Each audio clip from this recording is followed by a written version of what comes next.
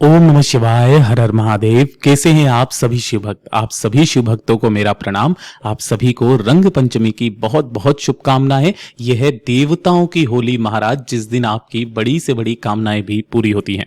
और रंग पंचमी के दिन करने वाला एक सबसे अचूक उपाय जो पूज्य गुरु जी ने हाल ही की कथा में बताया, 7 पीले फूल और लाल गुलाल का ये वो अचूक उपाय है जो ना सिर्फ आपकी बड़ी से बड़ी कामना की पूर्ति करता है, आपके घर में सौभाग्य की वृद्धि करता है, वैभव की वृद्धि करता है, आपके जीवन के बड़े से बड़े दुख, बड़े से बड़े कष्टों को भी खत्म करता है। और पूज्य गुरु जी की ही कथा से सुनकर के और समझ करके आज के इस पूरे उपाय को बहुत आसान भाषा में आप सभी को बताऊंगा, परंतु उससे पहले आप सभी को एक छोटी सी जानकारी जरूर देना चाहूंगा। काफी सारे व्यक्ति रंग पंचमी के विशेष महत्व को नहीं जानते हैं। पूज्य गुरु जी ने जब इसके बारे में कहा था विष्णु पुराण का अध्ययन करते हुए कि ये वाला जो दिन होता है, इस दिन जितने भी देवी देवता होते हैं वो मृत्यु लोक में आते हैं, होली खेलते हैं, अपने भक्तों का उद्धार करते हैं, उनकी कामनाओं को पूरा करते हैं। काफी सारे व्यक्तियों ने इसका मजाक बना लिया है। YouTube पर आपको बहुत सारे चैनल वाले ऐसे मिल जाएंगे जो कि गन्ने के रस का उपाय आज की पंचमी तिथि के दिन बता रहे हैं, जबकि यह बिल्कुल गलत है। यह सिर्फ और सिर्फ केवल और केवल एक पंचमी की तिथि के दिन किया जाता है, वो भी कौन सी है? अधिक मास की, जो कि इस साल आने वाला है। अधिक मास जिसे पुरुषोत्तम मास भी कहा जाता है, उसकी पंचमी के दिन किया जाता है, वरना आपको पूरे साल में कभी भी ये उपाय नहीं किया जाता है। इस चीज का ध्यान रखना। जो तुलसी जी में 5 बार 7 बार छोड़ने वाला उपाय होता है, जब आएगा तब भी मैं इस वाले उपाय को आपको जरूर बताऊंगा, ठीक है ना। इस पूरे वीडियो में हम लोग 4 महा उपायों के बारे में बात करेंगे जो आपको आज की रंग पंचमी तिथि के दिन करने हैं। तो आपको ध्यान से भी सुनना है, समझने की कोशिश भी करना है। और सबसे पहले तो आपसे एक ही गुजारिश करूंगा कि जो भी लोग पहली बार आए हैं, चैनल को सब्सक्राइब जरूर कीजिएगा और वीडियो को लाइक करके देवादिदेव महादेव का कोई सा भी प्यारा नाम कमेंट बॉक्स में लिखना बिल्कुल भी मत भूलिएगा। सबसे पहले बात करते हैं हमारे पहले वाले उपाय की।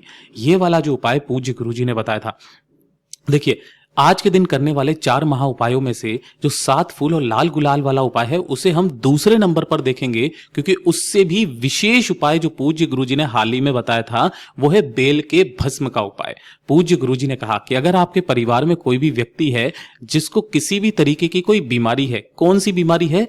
चर्म रोग से संबंधित। अब चर्म रोग में क्या क्या चीजें आ जाती है, ध्यान से सुनना। अगर किसी भी व्यक्ति के कोई सफेद दाग धब्बे हैं शरीर में, है ना, काफी ज्यादा दाग धब्बे, उनकी स्किन को लेकर के कुछ प्रॉब्लम्स आ रही हैं, स्किन खराब हो रही है ना, या फिर दाद खाज खुजली जैसे वो वाले निशान हो जाते हैं, या फिर सुंदरता नहीं बढ़ रही है, चेहरे पर अजीब से पिंपल्स वगैरह जो टाइप के जो निकल जाते हैं ना, तो ये वाला उपाय सिर्फ और सिर्फ इस रंग पंचमी तिथि के दिन किया जाता है और किसी भी दिन नहीं किया जाता है। पूज्य गुरु जी ने विशेष तौर पर इस वाले उपाय को बताया था कि आपको कहीं से भी क्या करना है, एक ये बेल का फल जो होता है ना, ये बेल का फल लेकर के आना है। कोशिश करना अगर सूखा हुआ है तो बहुत अच्छी बात है, सूखा हुआ बेल का फल लेकर के आ जाना। अब फिर क्या करना है, इसको आपको जलाना है, ठीक है ना। चाहो तो आप अंदर का गूदा निकाल करके सिर्फ इसको भी सुखा करके जला सकते हो, पूरा भी आप जला लेना।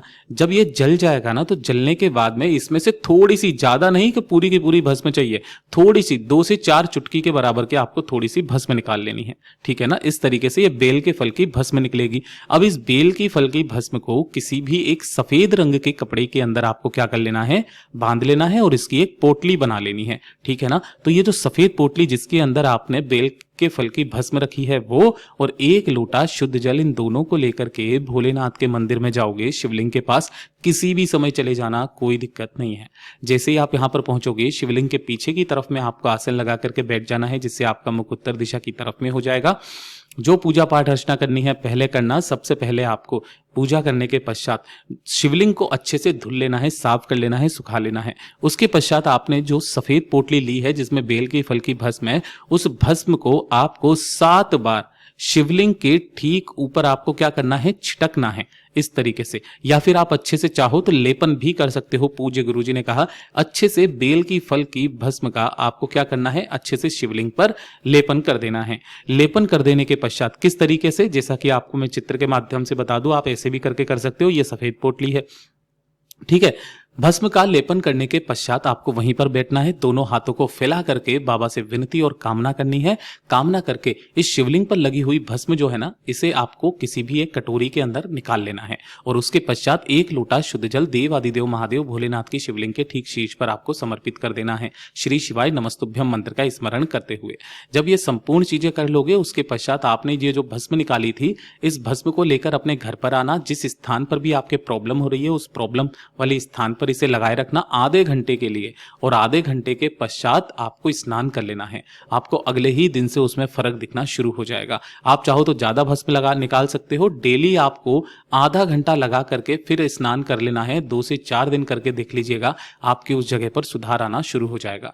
पूज्य गुरु जी का बहुत अद्भुत और अचूक उपाय है, जरूर से कीजिएगा। और ये वाला वो उपाय है जो कि आपको 7 फूल और गुलाल वाला उपाय पूज्य गुरु जी ने कहा था कि ये वाला उपाय सिर्फ और सिर्फ एक चीज के लिए किया जाता है, वो होता है इच्छा पूर्ति का उपाय, है ना। या फिर आप बोल सकते हो मनोकामना पूर्ति का उपाय। किसी तरीके की अगर आपकी कोई विशेष मनोकामना है, कोई इच्छा है, कोई हृदय की बात है जो महादेव तक नहीं पहुंच रही है, आपने उपाय भी कर लिए, व्रत भी कर लिए, सब कुछ करके देखा, लेकिन उनका भी फल आपको जब नहीं मिल रहा हो जीवन में, तब पूज्य गुरु जी ने कहा था कि इस रंग पंचमी तिथि के दिन, चाहे सुबह शाम, दिन में, रात में, किसी भी समय पर आपको लेने होंगे इस तरीके से 7 फूल। लेकिन फूल कौन सा लेना है, इस चीज का विशेष करके ध्यान रखना। आप जो भी फूल लोगे वो कौन सा होना चाहिए, पीला फूल होना चाहिए, ठीक है। जनरली आपको इजीली जो अवेलेबल हो जाएंगे वो इस तरीके से गेंदे के हो जाएंगे। अगर ये वाले अवेलेबल हो जाएं, आपको कनेर के पीले फूल मिल जाए तो आप कनेर के भी ले सकते हो, लेकिन 7 फूल लेने हैं, वो भी कौन से लेने हैं, पीले रंग के 7 फूल लेना है, ठीक है ना। इसी के साथ में पूज्य गुरुजी ने कहा कि आपको चाहिए होगी थोड़ी सी गुलाल। अब यहां पर जो गुलाल लेनी है वो कौन सी, लाल रंग की गुलाल। अब बाय द वे आपको लाल रंग की गुलाल नहीं मिलती है तो गुरुदेव ने कहा लाल रंग का आप चंदन ले लो, लाल चंदन ले लो, वो और भी बढ़िया अच्छी चीज है।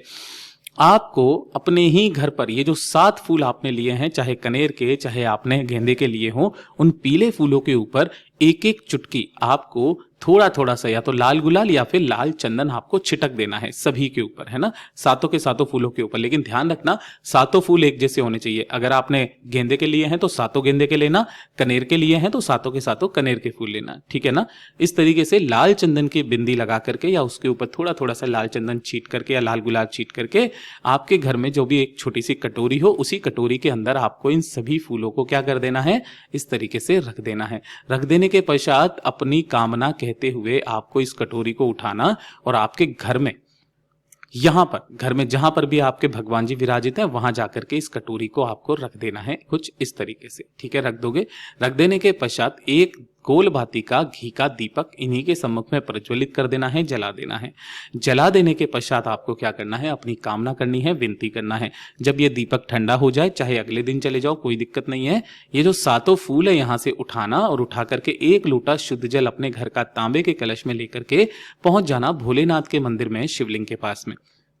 यहां पहुंचकर शिवलिंग के पीछे की तरफ में आपको आसन लगा करके बैठ जाना है। उत्तर दिशा की तरफ में मुख करके सबसे पहले एक लोटा शुद्ध जल भोलेनाथ की शिवलिंग के ठीक शीर्ष पर समर्पित करोगे, श्री शिवाय नमस्तुभ्यम मंत्र का स्मरण करते हुए। जब ये संपूर्ण जल समर्पित हो जाएगा, अपनी कामना कहकर अपना नाम और गोत्र बोल करके जो 7 फूल आपने लिए हैं वो 7 फूलों को 7 विशेष स्थानों पर आपको रखना है। पहला फूल आपको भगवान गणेश जी के स्थान पर रखना है, दूसरा भगवान कार्तिकेय जी के स्थान पर, तीसरा माता अशोक सुंदरी के स्थान पर, चौथा नंदी भगवान के उठे पैर पर, ठीक है। पांचवा जो जाएगा कटी भाग पर, ये वाला जहां माता रानी का हस्त कमल जो होता है। छठा जो जाएगा वो जाएगा इस तरीके से, जो ऊपर की तरफ में मटकी लगी हुई रहती है ना, यहां पर जाएगा जहां पर महादेव जी की 5 पुत्रियां जया, विषहरा, श्यामलीवारी, देवतली देव है। अगर किसी मंदिर में यहां पर नहीं है तो उनके नाम से आप शिवलिंग के जलाधारी के नीचे भी आप 5 कन्याओं का नाम लेकर के इसे रख सकते हैं। और जो सबसे अंतिम वाला है, ये छठा हो गया ना, सबसे अंतिम वाला अपनी कामना कहकर भगवान महादेव भोलेनाथ की शिवलिंग के ठीक शीर्ष पर रख करके मात्र जो व्यक्ति चला आ जाता है, चाहे कैसी भी कामना उसकी क्यों ना हो, महादेव तक जरूर पहुंचती है और वो उसकी कामना पूरी भी होती है। पूज्य गुरु जी का बहुत अद्भुत और अचूक उपाय है, जरूर से कीजिएगा। अब बात करते हैं हमारे तीसरे वाले उपाय की, जिसे पूज्य गुरु जी ने विशेष तौर पर पूरे परिवार को करने के लिए कहा। परिवार में अगर सौभाग्य की कमी है, सौभाग्य में वृद्धि नहीं हो रही है, परिवार में किसी तरीके की कोई बीमारी है, आप चाहते हैं आपके परिवार में कभी कोई बड़ी बीमारी प्रवेश ना करे, किसी तरीके का कोई कष्ट ना हो, किसी तरीके की कोई परेशानी ना हो, ना ही धन की समस्या आए, एक छोटा सा काम करना। सबसे पहले तो सुबह उठ करके थोड़ी सी आपको गुलाल लेनी है, चाहे किसी भी रंग की, और उठ करके अपने घर के मुख्य दरवाजे पर जाकर के उस मुख्य दरवाजे की चौखट पर 7 बार आपको उस गुलाल को अपने घर के सौभाग्य में वृद्धि की कामना करते हुए छीड़ देनी है। घर की चौखट पर 7 बार आपको गुलाल छोड़ देना है। पहला तो काम आप ये करोगे। दूसरा काम जो पूज्य गुरुजी ने बताया था कि परिवार के जितने भी सदस्य हैं उन सभी को एक काम करना है। आपने इस तरीके से हल्दी लेनी है। अब यहाँ पर जो आप हल्दी लोगे वो इस तरीके से पिसी हुई हल्दी नहीं होनी चाहिए, वो इस तरीके से हल्दी की गांठ आपको लेनी है, ठीक है ना। सॉरी, इस वाले उपाय में तो आपको गांठ नहीं, इस तरीके से चुटकी भर हल्दी ही लेनी है, वो अलग उपाय है, मैं भूल गया था। आपको ये वाली नहीं लेनी है, आपको ये पिसी हुई हल्दी लेनी है, और थोड़ा सा ही लेना होगा आपको गंगा जल।